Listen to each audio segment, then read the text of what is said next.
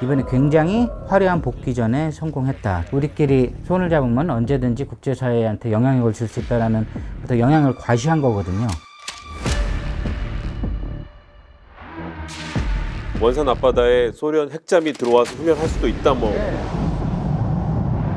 막말로 러시아의 이스칸데르 전술 핵미사일이 사드처럼 북한 땅에 배치가 될 수도 있는 겁니다. 그럼 이거는 게임 체인저거든요.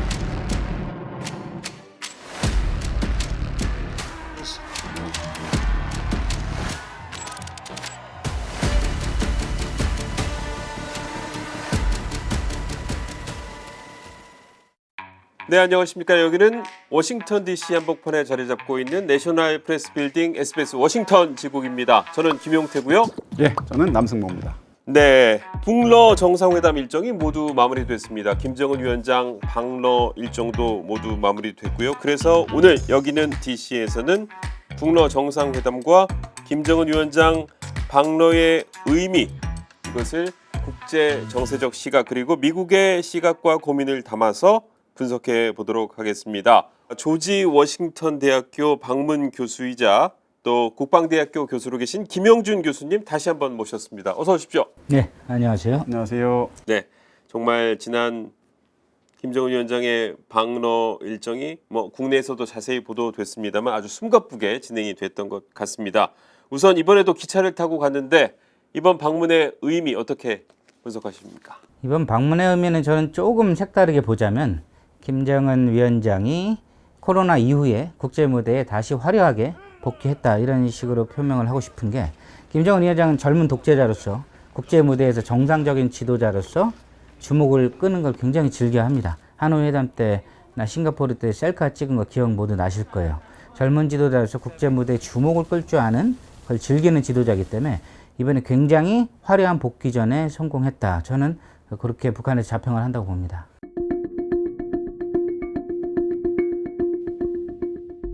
결론적인 질문부터 우선 드릴게요.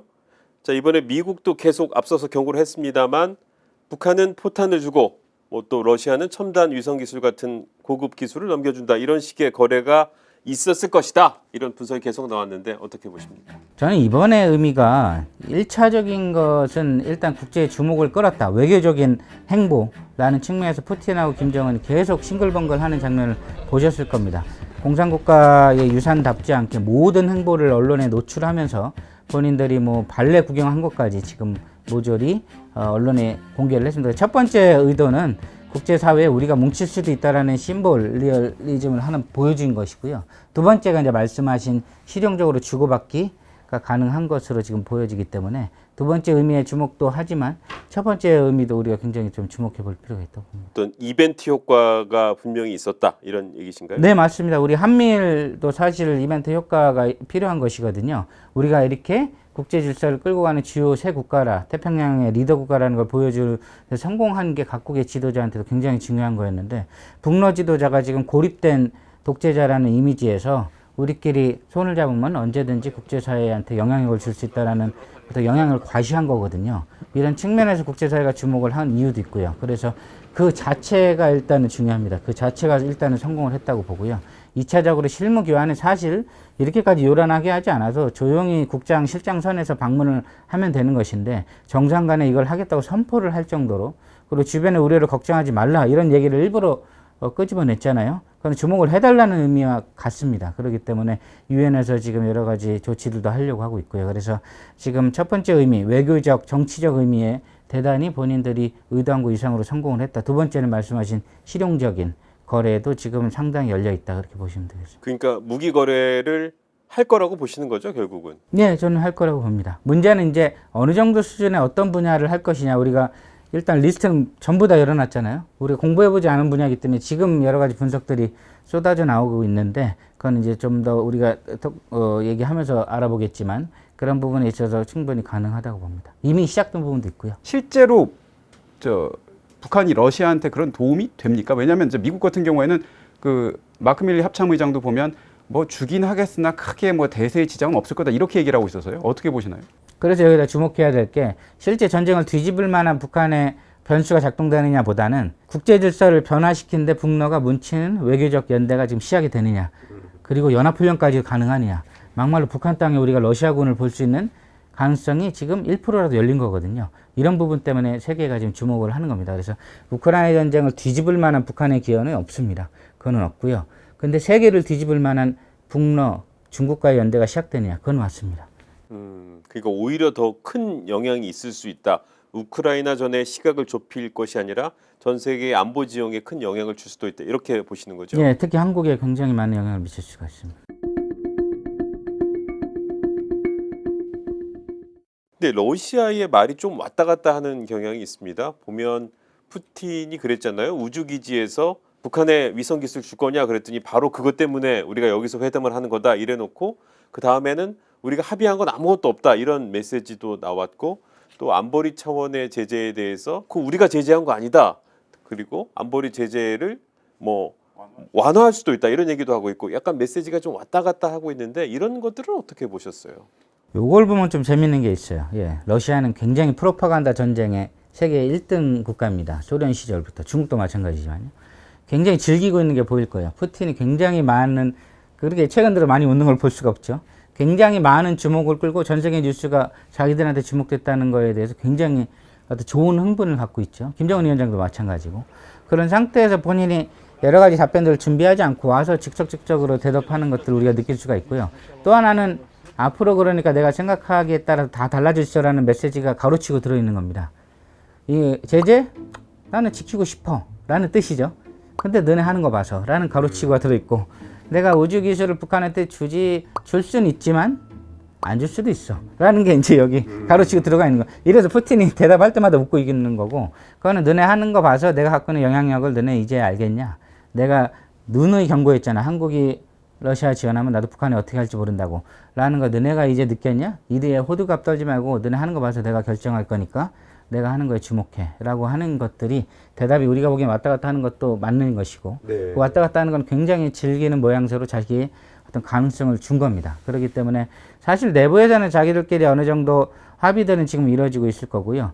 대내 공포의 수위 조절 자체가 본인들이 이제 메시지 전쟁으로 보거든요.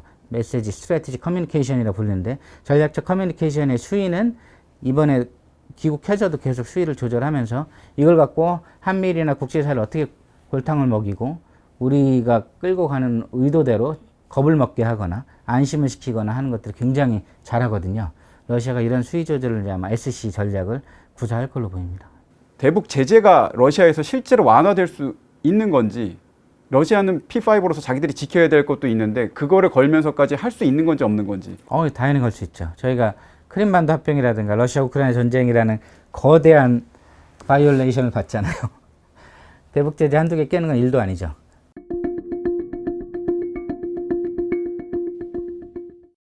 교수님 논문에 보니까 그 북한이 6.25 이후에 한 번도 다른 나라와 연합훈련을 한 적이 없다 이렇게 돼 있던데 실제로 생각해 보니까 북한이 연합훈련을 했다는 얘기는 못 들어본 것 같아요. 왜 그런 걸까요? 저희가 굉장히 잊혀진 팩터죠. 뭐 수상구조훈련이나 소규모 이런 건 했을 수 있습니다. 우리가 생각하는 실제 위협이 될 만한 연합훈련은 중공군이 1950년대 후반에 철수한 이후로는 어떠한 외국군이나 어떤 외국군의 연합훈련 자체를 북한이 해온 적이 없고요. 이게 바로 그들이 추구하는 핵무기 개발의 주체 어떤 자주 국방하고 연결이 된 거죠. 지금 그래서 이게 근본적인 변화를 맞이하고 있기 때문에 우리가 주목을 해야 되는 겁니다. 우리가 언뜻 보기에 한미일이 저렇게 뭉치고 한미가 팀 스프리트 훈련부터 지금까지 강화를 했으면 가장 쉬운 건 핵 개발도 하면서 중국이나 러시아 군대랑 훈련하면 되는 겁니다. 근데 안 했던 거죠. 북한이 원치 않았기 때문에. 하나는 친중파라고 할 수 있는 김씨 정권의 라이벌이 득세하는 걸 막기 위해서 장성택, 김정남을 축청한 것도 대외적인 이유는 친중파였습니다. 그런 이유들이 하나 있고요. 하나는 본인이 6.25 전쟁에 대한 기억이 안 좋습니다. 스탈린과 모택동이 북한을 이용하고 버렸다라고 느끼는 부분도 있거든요. 그렇기 때문에 본인들이 외국군에 의지하지 않고 핵 개발에 의지하게 된 측면이 있는데 이런 것들 두 가지가 크게 영향을 미쳐서 북한이 여태까지는 중공군이라든가 중국군이죠. PLA라든가 러시아군을 북한 내부에 어떤 주둔하게 한다든가 공식적으로 연락 장교도 없습니다. 이런 부분에 대해서 굉장히 단호하게 선을 걷기 때문에 우리가 변수로 자체로 인식도 안 하고 있었죠. 근데 이거는 어떻게 보면 판을 바꿀 수 있는 변수죠. 근데 가장 그 북한이 신경 썼던 게 주체 아닙니까?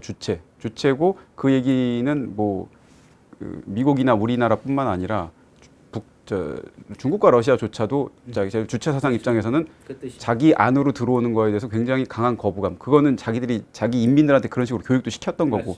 그런데 그 부분을 깨기가 쉬울까요? 북한 입장에서는 70년 동안 자기들이 주둔까지는 허용하지 않고 연합훈련도 하지 않았지만 수위의 폭을 협력 수위를 조금씩 가능성이 열 수는 있는 거죠. 인민들한테 어떤 식으로 설명하는지는 김정은 위원장이 어렵지 않을 거라고 보고요. 그런 부분에 있어서 자기들이 내세웠던 주체, 하나는 한미일에 대응하는 제국주의와 싸우기 위한 주체, 하나는 중로로부터 독립심을 유지해야 된다는 어떤 최소한의 자존심, 6.25 전쟁을 통해서 본인들이 이용당하고 버려졌다는 어떤 느낌, 도와주긴 했지만 동시에 이용당하고 버려진 부분도 있기 때문에 그런 부분에 대한 어떤 것들을 조금 더 유용하게 지금 펼쳐진 겁니다. 그래서 김정일 위원장 때 기억을 해보면 굶어 죽기 엄청나게 힘든 시절에 미국한테 손을 내밀었어요. 일단 기억나시죠? 네. 그때 이제 우리가 엘고로 넘어가는 시기 때문에 이제 중단이 되고 고이즈미랑 북한에서도 만났습니다. 지금 상상하기 힘들죠. 김정일 위원장은 갬블을 건 겁니다. 그리고 나서 실패로 돌아간 다음에 핵 개발에 매달렸어요. 우리 모두 비난했죠. 기근 수백만 년 꽃제비가 죽는 동안 했으니까. 재밌는 거는 그때 김정일이 왜 중국한테 손을 내밀지 않았을까요? 그러니까 왜냐면 예, 그 당시에 그랬잖아요. 수백만 명이 굶어 죽을 때. 그런데 그때 중국은 최소한의 도움을 줬을지언정 충분한 도움을 주지 않았습니다. 그 이유가 이제 북한은 지켰던 거거든요. 중국, 러시아한테 속국이 되지 않기 위해서는 너무 일정 부분 이상으로서 자본이 잠식되면 안 된다. 그걸 지켜왔던 건데 김정은 위원장은 그거를 이제 조금씩 적극적으로 이용하기 시작한 거죠. 그런 면에 있어서 지금 제3기라고 볼 수 있는 김정은 시대의 외교 전략이 하노이 회담 실패 이후로 미국하고의 갬블에서 지금 중로와의 연대로 완전히 넘어가고 있다. 이런 면에 있어서 우리는 게임 체인저이기 때문에 북한의 핵미사일만 너무 집중하지 말고 그건 당연히 해야 되는 거고 그에 대한 대비책, 삼축제기도 해야 되는 거지만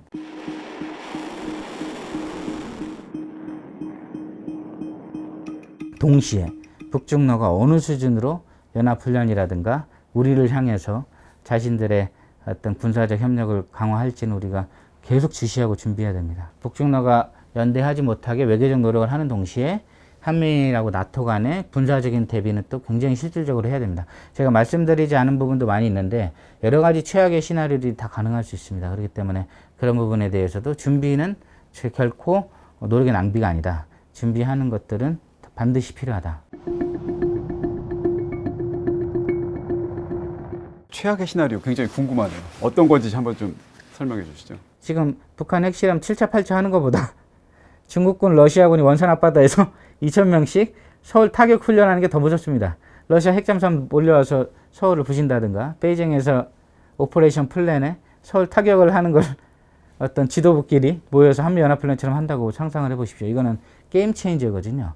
그러니까 예. 원산 앞바다에 소련 핵잠이 들어와서 훈련할 수도 있다 뭐. 네, 맞죠. 자주국가끼리 결정을 하면 모든 건 가능하기 때문에 그렇기 때문에 그런 것도 변수에 안 넣고 우리는 오로지 핵미사일 이걸 위해서 중로가 같이 제재에 도와달라 이게 우리의 전략이었는데 네, 그렇죠. 지금 중로가 같이 군사훈련을 한미처럼 하겠다라고 하면 인민군들이 중로훈련할 때 그 만주 지역에서 수천 명씩 가서 훈련을 할 수도 있는 거고 막말로 러시아의 이스칸데르 전술 핵미사일이 사드처럼 북한 땅에 배치가 될 수도 있는 겁니다. 서울을 향해서. 이건 전혀 다른 얘기거든요. 근데 우리만 노리는 건 아니겠죠. 일본에 있는 미군기지, 괌에 있는 미군기지를 노리고 들어오는 거죠.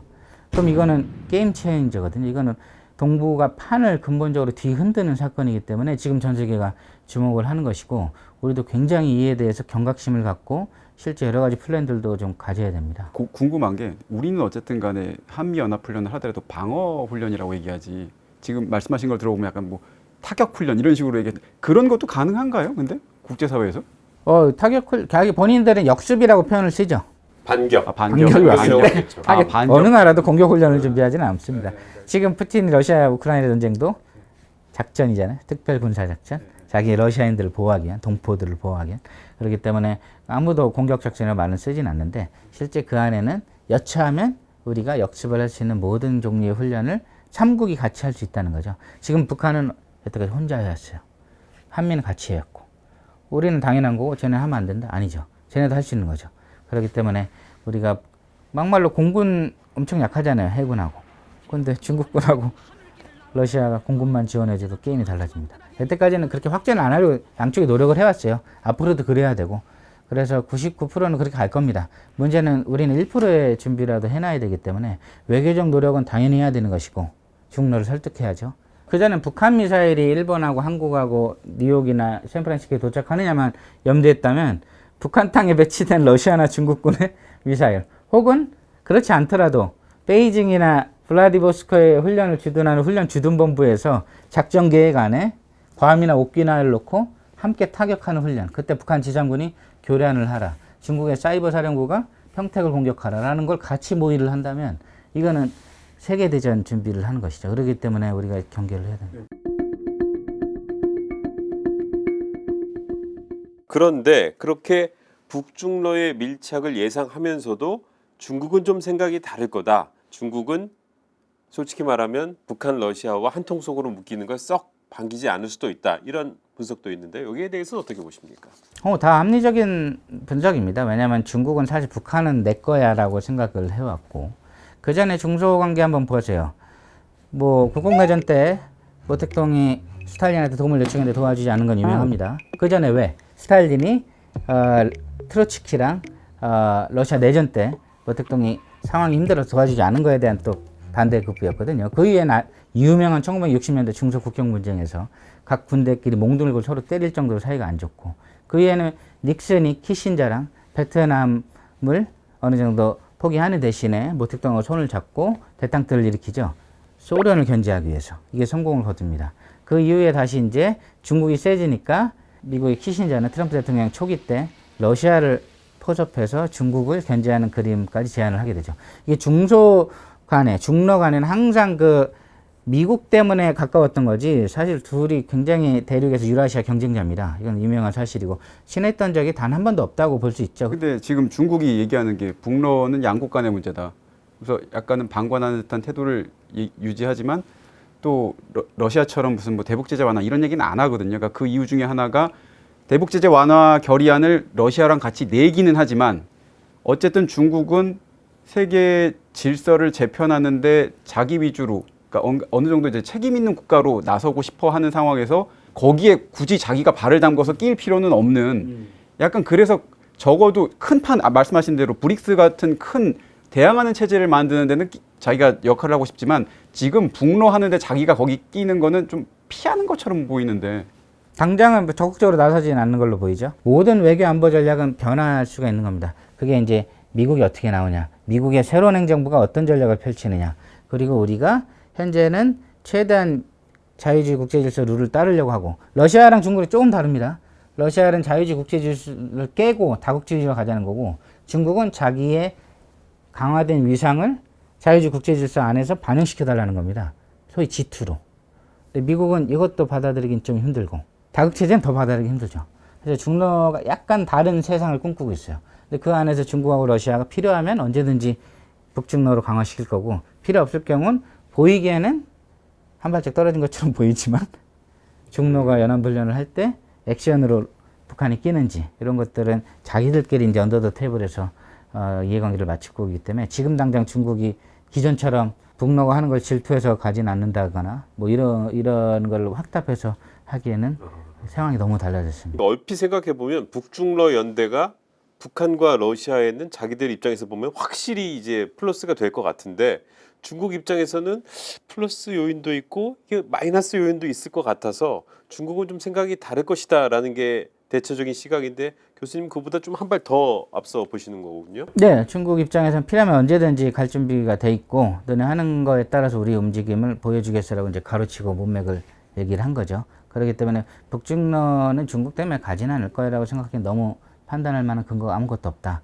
중국이 적극적으로 지지하지 않는다고 해서 적극적인 반대도 아니고 중국 입장에서 북중러가 득이 된다고 생각하면 언제든지 필요한 취사 버튼을 누를 겁니다. 트럼프 시대가 열린다. 그러면 또 국제 질서가 어떻게 요동칠 거라고 보십니까? 다들 예상하는 대로 갈 거예요. 특히 이제 트럼프 2기 때 못한 여러 가지 회고록들이 쏟아져 나오고 트럼프의 발언도 나오죠. 일본하고 한국의 어떤 주권은 최소한 너네들이 지켜라. 돈을 더 받든지 돈을 더 받는다고 쳐도 지상군 정도는 줄이고 지상군이나 재래식 전력은 한국, 일본이 책임져라. 그 대신 우리는 북한하고 평화협정하고 러시아, 우크라이나 전쟁은 24시간 만에 종결시키고 러시아가 점령한 땅은 인정하면서 우크라이나한테 미안하지만 나토는 너네가 알아서 해라. 이런 식으로 미국 우선주의로 갈 거고요. 트럼프 지금 싱크탱크 여러 가지 구성되는 걸 보시면 알겠지만 그 전에 이제 보기 좋은 모양새로 몇 명 앉혀놨더니 자기한테 반대를 많이 해가지고 자기가 하고 싶은 일 마음대로 못했습니다. 지금은 자기한테 충성하는 경력이 좀 짧지만 충성파로 다 채운다고 그랬어요. 백악관과 내각을.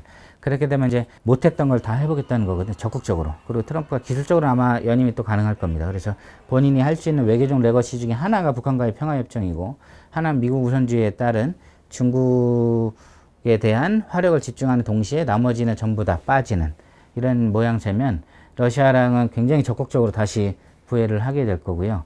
그 모든 거는 중국한테 반대되는 국가는 다 손잡을 수 있다. 안 되는 나라가 한 이란 정도만 안 될 거예요. 그건 이스라엘 문제가 걸렸으니까. 이란, 중국을 제외한 모든 나라는 중국을 견제하기 위한 대연합전선에 다 포함될 수 있다. 김정은 위원장은 이걸 한번 기대하고 있는 것 같아요. 그때 이제 한국 정부는 배제하고 싶어 하는 것 같고. 그래서 북한은 장거리 미사일이나 미국 본토 위협은 여태까지 한 적이 없습니다. 그리고 트럼프와 김정은 늘 서로 사랑하고 있다는 표현을 계속 보여주면서 한 번도 배신을 한 적이 없죠. 그렇기 때문에 트럼프가 집권하는 동시에 엄청난 변화가 예상이 되고 우리는 굉장히 이걸 준비를 해야 됩니다. 트럼프는 아마 또 다른 특집으로 저희가 하겠지만 트럼프 대통령 관련한 여러 인사들은 저는 지난 트럼프 행정 때부터 교류를 해오고 있거든요. 인수위원회에도 계셨던 분도 있고 여기 미국 우선주의 싱크탱크에 계신 분도 있습니다. 저는 도저히 할 수는 없었는데 그 트럼프 아메리칸 퍼스트 폴리시 싱크탱크를 좋은 싱크탱크라고 지원하는 어떤 글을 써달라는 원고 청탁도 있었어요. 저는 당연히 거절을 했지만 지금 굉장히 좀 조직적으로 돌아가고 있습니다. 트럼프 쪽은. 그래서 만약 우리가 미국 정세를 잘 아시지만 당선될 확률이 뭐 51%에서 50%라고 본다면 지금 트럼프에 대한 대비가 지금 1년 정도 남았기 때문에 굉장히 시급하고요. 그렇게 되면 북중러 연대도 그 판 안에서 여러 가지 조합들이 이루어질 걸로 보고 있습니다. 지금 북한도 그런 가능성을 염두에 두고 있을 것이다 이렇게 예상하시는 거죠, 그러면? 북한 가능해서 좀 재밌는 게 만약 북한이 미국 대선까지 염두한다. 그러면 어떻게 보세요? 김정은 위원장은 트럼프랑 손을 잡고 싶어하고 체제 안정, 평화협정, 그죠? 또 하나는 러시아랑 무기 거래를 통해서 실질적인 이득을 얻고 싶어하고 중국하고는 관계를 그냥 적당히 연결을 하면 트럼프가 원하는 게 뭔지 알기 때문에 중국을 견제하기 위한 모든 나라는 나의 편. 그럼 북한 입장에서는 중국의 식민지화를 걱정했던 김정은 젊은 족대자가 다시 한번 중국한테 독립할 수 있는 기회가 다시 생긴 것이죠. 누구와의 통해서? 미국의 손을 잡고 러시아와의 통해서. 이런 부분까지 김정은이 염두에 둔다면 지금 7차 핵실험이라든가 ICBM을 자중하고 있는 저 모습은 굉장히 전략적인 겁니다. 왜냐하면 24년 11월을 보고 내가 바이든이 이기로 하면 7차 핵실험을 할 수도 있고 트럼프가 잡으면 그때 봐서 미국하고 다시 짝짝꿍을 하겠다. 네, 물론 트럼프 시대가 다시 온다는 전제하에 말씀을 드린 거고 현재 미국 대선이 어떻게 될지는 아직은 섣불리 예상하기 힘든 단계라는 점을 다시 한번 말씀드립니다.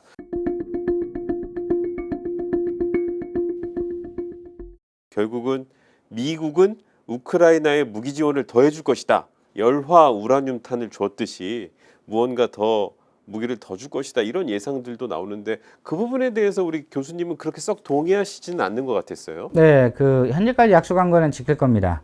문제는 지금 우리는 워싱턴에 있잖아요. 지금 미국의 최대 뉴스가 뭐죠? 바이든 탄핵 추진하고 헌터 바이든입니다. 헌터 바이든이 우크라이나의 중국에 대해서 바이든 이름을 갖고 바이든이 알든 모르든 돈을 받았다 안 받았다 갖고 지금 바이든이 대선을 앞두고 궁지에 몰렸는데 거기서 우크라이나한테 더 쏟아붓는다? 이거는 상식적으로 전혀 미국 정세를 모르는 외국 사람들이 할 수 있는 얘기인데 이 워싱턴 바닥이 돌아가고 지금 정무적으로 바이든이 수세에 몰린 게 이유가 정확히 우크라이나한테 아들 헌터 바이든이 바이든 대리에서 선거 자금 같은 거를 받아왔느냐 때문에 존 메카시가 탄핵을 추진하겠다. 안 될 탄핵을 추진하는 이유는 공세로 몰기 위한 거죠. 그때 우리 트럼프한테 했듯이. 그렇기 때문에 이 상황에서 우크라이나한테 지원을 더 늘린다? 저는 앞으로 1년 남은 바이든이 선거를 이기기 위해서 절대 하지 않을 선택이라고 보고요. 국무부나 그런 데서 하겠다고 올라가면 바이든이 소리 지르고 나가라고 할 겁니다. 이거는 정치의 정자만 아셔도 다 아시는 정무적 판단이에요. 그렇기 때문에 대선을 앞두고 무리한 지원은 없을 겁니다. 우리나라도 이제 만약에 북러 간에 저런 식으로 무기 거래가 이루어지면 우리도 지원을 해야 되는 거 아니냐라는 얘기가 나오고 아마 미국 쪽에서도 요구가 더 거세질 거다라는 얘기가 나오는데 그 부분은 어떻게 보세요? 우리가 우크라이나에 북한하고 서로 뭘 지원하겠다고 암스레이스로 가면 안 됩니다. 우리가 지금 우크라이나에서 굉장히 많은 것들을 도와주려고 이번에 원희룡 장관도 가고 거기에 도로 깔고 인프라스트럭처 우리가 잘하는 게 그거잖아요. 제2의 새마을운동 그런 부분들에서 기여를 하기 때문에 북한이 뭘 주기 때문에 미국이 우리한테 뭘 요청할 것 같으니까 우리도 준비를 해다 이거는 맞지는 않고요. 우리가 잘할 수 있고 우리가 더 전쟁에 말려들지 않으면서 우크라이나 사람들이 고마워할 만한 것 그게 이제 인프라스트럭처라든가 병원을 세워주다든가 이런 거에 집중을 해야 되고 북러 간의 무기 거래가 최대한 되지 않도록 노력은 해야 되겠지만 최대한 된 가능성을 대비해서 우리가 한미일 간에 여러 가지 첨단과학기술 미래전 대비한 그들의 어떤 기술에 대비한 우리가 반대 대응 능력은 당연히 구비를 해야겠죠. 네, 잘 알겠습니다. 지금까지 김영준 교수와 함께 북러 정상회담의 의미 그리고 김정은의 러시아 방문이 국제 정세에 미치는 영향, 숨은 1%의 영향까지 아주 자세히 살펴봤습니다. 여기는 TC 오늘 이 시간은 여기서 마치도록 하겠습니다. 고맙습니다. 감사합니다.